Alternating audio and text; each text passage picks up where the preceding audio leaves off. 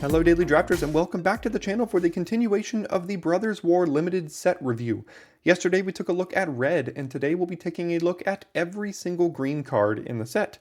Don't forget that I am reviewing these cards before the set has released and before anyone has had a chance to play with them, so I will obviously be getting some of these cards wrong. But over the course of the entire format you can tune back into the channel to see how I've adjusted the value of some of the cards over time. In addition to reviewing every single card in the set for Limited, I'll be producing archetype guides, pre-release primers, and other content related to the release of the Brothers War, so if you've stumbled across this video and any or all of that sounds of interest to you, feel free to subscribe to the channel to stay up to date on all things the Brothers War in preparation for its release.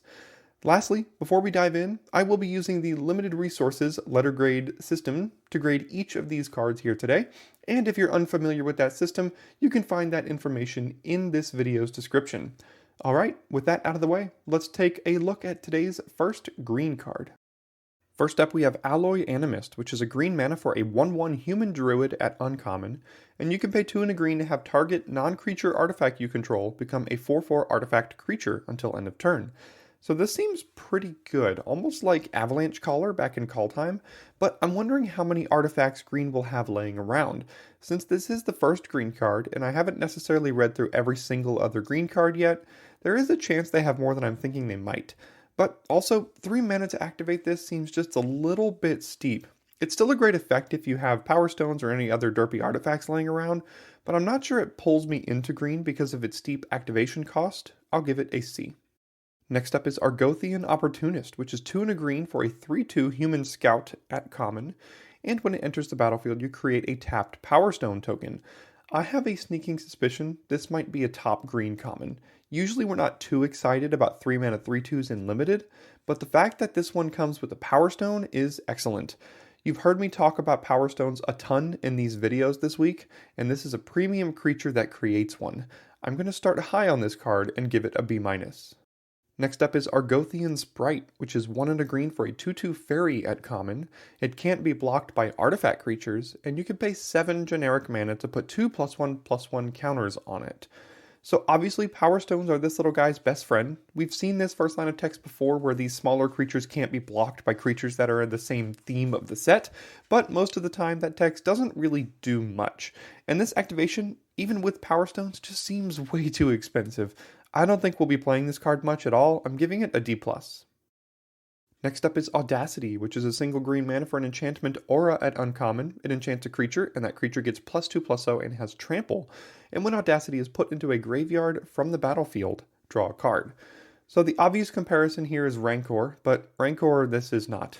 Auras always carry the risk of getting 2 for 1, but this one does replace itself when the creature dies. Even that, though, doesn't really justify the +2/+0 and trample in my mind, and I don't think I'll be playing this card much. I'm giving it a D+. Next up is Awaken the Woods, which is X and 2 green for a sorcery at Mythic Rare, and you create X 1/1 green forest dryad land creature tokens.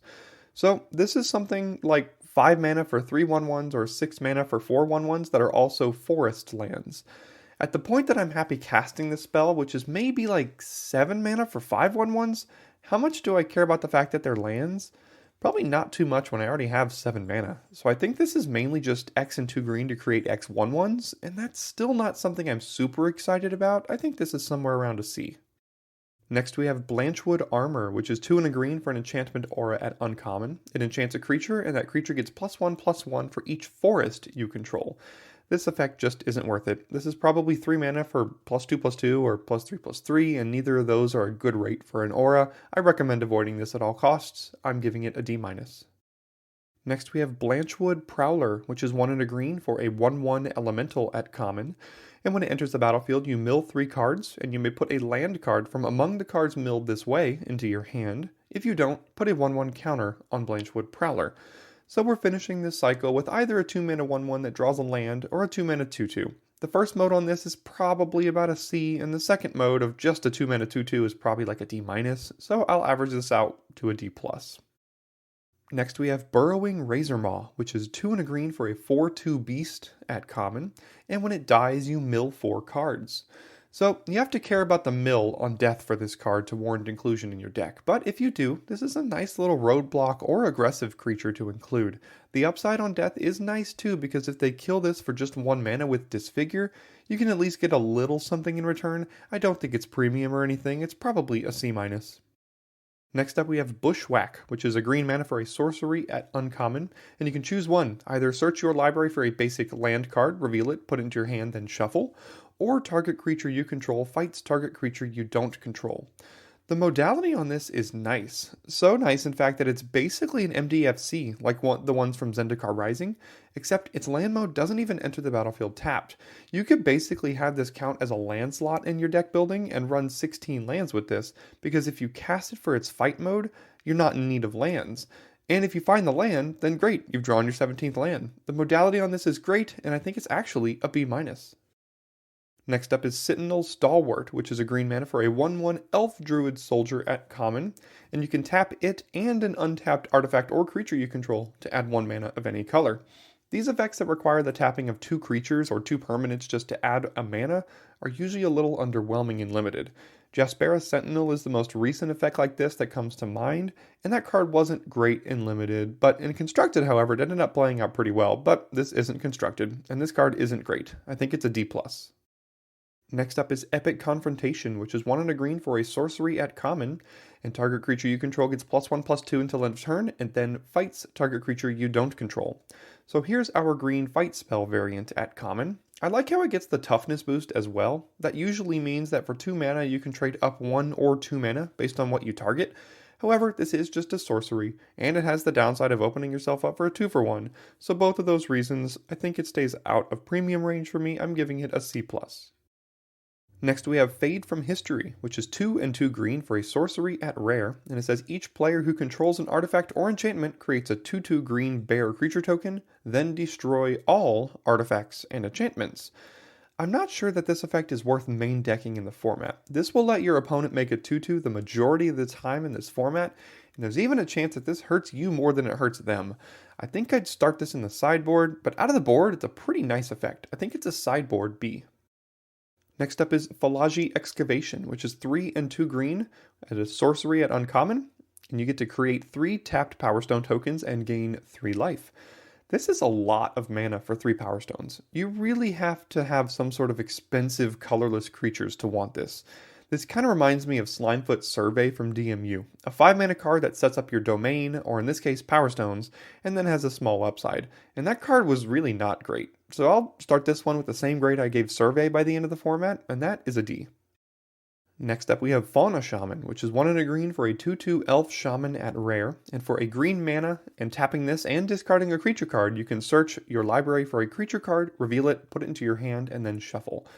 This card is an all-star in several cube formats, with it being able to find some key creature combo pieces from your deck, but I'm not sure how it will play out in Brothers War Limited.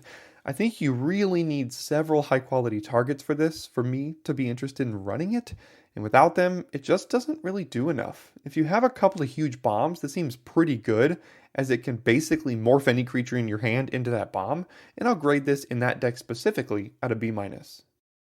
Next we have Fog of War, which is 2 and a green for an instant at common, and it says you gain 1 life for each creature on the battlefield, prevent all combat damage that would be dealt this turn by creatures with power 3 or less.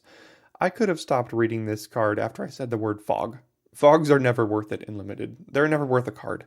That being said, you will, and I repeat, you will lose to this card at some point in this format. When you swing out, they cast this card, then they kill you on the backswing, but it won't be to me. Don't put this card in your deck, please. It's an F. Next we have Gaea's Courser, which is 4 and a green for a 4/5 Centaur Soldier at uncommon, and whenever it attacks, if there are 3 or more creature cards in your graveyard, draw a card. You need a lot to go right for this card to do its thing. You need to have decent attacks with it, and you need to have 3 more creatures in the yard, both of which I think are possible, but not super likely. I think it maybe has like a 40% chance that both of those conditions are met, and what would a 5 mana 4/5 that drew me a card 40% of the time on attacks be? Maybe like a C. Yeah, I'll go ahead and start this at a C. Next up we have Gaea's Gift, which is 1 and a green for an instant at common, and it says put a +1/+1 counter on target creature you control. It gains Reach, Trample, Hexproof, and Indestructible until end of turn. Man, this is a ton of keywords. It reminds me a lot of Take Up the Shield from Dominaria United. In fact, it's almost the exact same card, except it trades lifelink for reach, trample, and hexproof, which is probably better.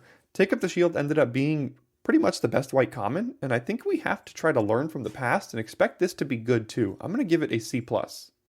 Next we have Giant Growth, which is a green mana for an instant at common, and it says target creature gets +3/+3 until end of turn.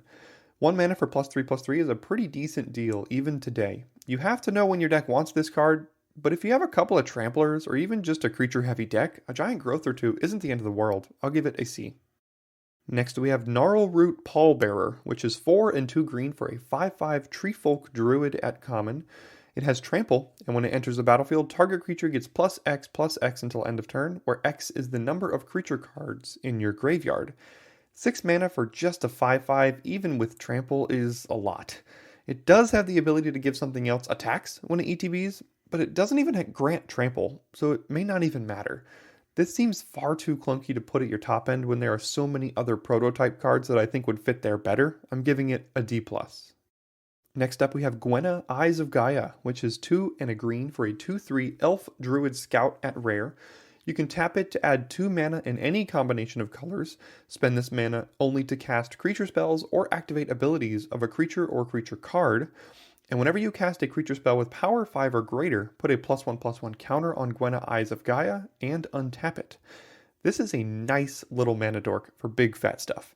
You can play this on turn 3, then untap and cast a 6-drop, and then also cast a 2-drop, all on the same turn, on turn 4. That is a nutty scenario, but honestly, not even that improbable. Build your deck with a heavy creature count and several big boys to ramp towards, and you'll win in a landslide. This is a B+. Next we have Hoarding Recluse, which is 3 and a green for a 2/3 Spider at common. It has Reach and Death Touch, and when it dies, put up to 1 other target card from a graveyard on the bottom of its owner's library. The second line of text on this card is more trinkety than relevant. It might matter every once in a while, but I don't think it adds too much to the card.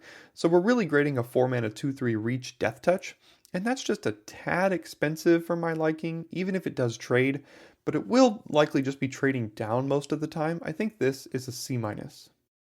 Next up we have Obstinate Baloth, which is 2 and 2 green for a 4/4 beast at uncommon. When it enters the battlefield, you gain 4 life, and if a spell or an ability an opponent controls causes you to discard this card, put it onto the battlefield instead of putting it into your graveyard. So we have a 4 mana 4/4 that gains 4 life on ETB here, and some other text that may only come up like once in a format, because don't forget, it has to be an ability that an opponent controls, not you, so you can't just loot this into the graveyard and put it onto the battlefield. But the first line of text on this card is honestly good enough by itself for this card to be a B-. It's just keyword large, and 4 life isn't nothing. Next up is Perimeter Patrol, which is 2 and a green for a 3/3 human soldier at common, and whenever an artifact enters the battlefield under your control, Perimeter Patrol gets +1/+0 until end of turn. I think you're mainly playing this as just a 3 mana 3/3. The extra tech probably doesn't matter that much. I mean, maybe it allows you to attack into their 4/4 once or twice over the course of the game, but it's not like a ton. I kind of like 3 mana 3/3s though, probably more than I should. I'm going to settle in at C for this card though. Next we have Sarinth Steelseeker, which is 1 and a green for a 1/2 Human Artificer Scout at uncommon, and whenever an artifact enters a battlefield under your control, you look at the top card of your library. If it's a land card, you may reveal it and put it into your hand. If you don't put the card into your hand, you may put it into your graveyard. So this is basically just the artifact version of Nessian Wanderer from Theros Beyond Death, and that card ended up being very good. It's not quite as good because you only get to look at the top card and not the top 3, and I think that's enough to keep this at a premium include territory for me, but if you have even a few artifacts or Power Stone creators in your deck, I think this is a solid C+. Next up is Shoot Down, which is 3 and a green for a sorcery at common, and you get to exile target artifact, enchantment, or creature with flying. At 4 mana and sorcery speed, I think I need to start this card in the sideboard. There's a chance it comes out of the sideboard quite often though in the format, and I'll just go ahead and give it a sideboard C+. Next up is Tawnos' Tinkering, which is 3 and a green for an instant at common. You get to put 2 +1/+1 counters on target artifact, creature, or land you control. Untap that permanent. If it isn't a creature, it becomes a 0/0 creature in addition to its other types. This is a 4 mana combat trick, and that's just way too expensive. I don't think you should put this in your deck. I'm giving it a D. Next we have Teething Wurmlet, which is a green mana for a 1/1 worm at rare. It has Death Touch as long as you control 3 or more artifacts, and whenever an artifact enters the battlefield under your control, you gain 1 life. If this is the first time this ability has resolved this turn, put a +1/+1 counter on Teething Wurmlet. So we have a 1 mana 1/1 that grows whenever you play artifacts, and eventually turns into what will likely be a 4 mana 4/4 with Death Touch. I think this has the ability to be quite good in the right deck. I'm just wondering how often you trigger this. Let's say you play this on turn 1. Over the next 4 turns of the games, do you maybe trigger this like twice? If so, it's probably fine, but not like game winning. I don't think you cut this from any green deck though, and its ceiling is high. I'll give it a C+. Next up is Titania, Voice of Gaea, which is 1 and 2 green for a 3/4 elemental at Mythic Rare. It has reach, and whenever 1 or more land cards are put into your graveyard from anywhere, you gain 2 life. And at the beginning of your upkeep, if there are 4 or more land cards in your graveyard, and you both own and control Titania, Voice of Gaea and a land named Argoth, Sanctum of Nature, exile them, then meld them into Titania, Gaea Incarnate. Again, ignoring the meld text on this card, we have a 3 mana 3/4 reach that can gain you some life every now and then. If you're in a dedicated self-mill deck like green-black, this will be even better, but even if you're not, a 3 mana 3/4 reach is pretty good. I think Titania has a decent floor and some nice little upside. I'll give her a B. Next we have Titania's Command, which is 4 and 2 green for a sorcery at rare, and you get to choose 2. Exile target player's graveyard, you gain 1 life for each card exiled this way. Search your library for up to 2 basic land cards, put them onto the battlefield tapped, then shuffle. Create 2 2/2 green bear creature tokens, or put 2 +1/+1 counters on each creature you control. Now, as I was reading this card about halfway through, I thought to myself, well, this one kind of sucks compared to the rest. Then I read the last 2 abilities. At a baseline, this card is 6 mana for 2 4/4s, which isn't outstanding, but again, that's just its floor. It can gain you life in a pinch, and put counters on many more creatures potentially. I doubt you'll ever use the land mode, but if your board is stalled, this is the kind of card that will unstall that board right quick. I think this card is an A. Next we have Tomakul Honor Guard, which is 1 and a green for a 3/1 human soldier at common, and it has Ward 2. I really doubt the ward text on this card will basically ever come up. This is just a 2-drop that trades off, likely more defensively because of the presence of 1/1 tokens running around in this set, and I think that makes this a C-. Next up is Wasteful Harvest, which is 2 and a green for an instant at common. It says mill 5 cards. You may put a permanent card from among the cards milled this way into your hand. This card requires a little bit of luck. I suppose worst case, you can always get a land. Well, I mean, not always, but you're very, very likely to. And maybe you're able to get like a relatively decent creature. I don't think you play this card for just its effect though. You need to care about the mill. And in green-black, you will, so it's probably about a C- in that deck specifically.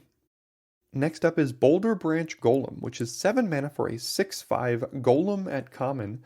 When it enters the battlefield, you gain life equal to its power, and it has a prototype version where you can cast it for 3 and a green, where you get a 3/3 that also gains life equal to its power on ETB. Man, 6 life is a lot to gain on a large creature. I've said this in all the other videos as well, but Power Stones will make this seem cheaper than it is, and its prototype version, as a buyout, is nice. I think this is a pull into green. I'm giving it a B-. Next we have Cradle Clearcutter, which is 6 mana for a 3/6 golem at uncommon. You can tap it to add an amount of green mana equal to its power, and its prototype version is 2 and a green for a 1/3 with the same text box. This one, however, doesn't seem particularly relevant. I really don't want my 6-drop to be my mana dork, even if it does give me 3 mana. Its prototype version can tap for 1 mana, but it's a 3 mana dork, which is pretty slow. I'm not sure how happy I am with this one, but it's still got prototype, which is a great thing to have, so I'm giving it a C-. Next we have Haywire Mite, which is 1 mana for a 1/1 artifact creature insect at uncommon. When it dies, you gain 2 life, and you can pay a green mana and sacrifice it to exile target non-creature artifact or non-creature enchantment. Whew, am I glad they made this non-creature and not any artifact, or this card would have been completely busted. I think I want to start this out of the sideboard because I'm not sure how many non-creature artifacts I'm going to care about exiling too much just yet. But if you see some good targets for this in game 1, it's probably a sideboard B. Next up is Iron-Craw Crusher, which is 7 mana for a 4/6 artifact creature worm at uncommon. And whenever it attacks, target attacking creature gets +X/+0 until end of turn, where X is this creature's power, and its prototype version is 2 and 2 green for a 2/5 with the same text. This effect usually underwhelms a bit, but the good thing is that it does have a good amount of toughness at either 6 or 5. I'm really not sure how often I'm going to want to include a 4 mana 2/5 and care about it attacking though. That's basically like a Wishcoin crab, and that card's purpose is really never to be attacking. So it's really almost like this card doesn't have prototype, so I think it lands at about a C-. Next up is Mask of the Jade Crafter, which is 2 mana for an artifact at uncommon. You can pay X, tap it, and sacrifice it to create an XX colorless golem artifact creature token, activate only as a sorcery, and it unearths for 2 and a green. This seems pretty neat. Late in the game, this thing can be like a 7 mana 7/7 that also gives you a 4/4 or a 5/5 next turn. Now, it's horrendous early, but you have to build your deck with the late game in mind with this card. Think of it almost like a 7-drop instead of a 2-drop for your curve. It's still not like amazing or anything, but I think it's probably like a C- or so. Next up is Perennial Behemoth, which is 5 mana for a 2/7 artifact creature beast at rare. It says that you may play lands from your graveyard, and it unearths for 2 green mana. This is one of the most defensive stat lines I've ever seen.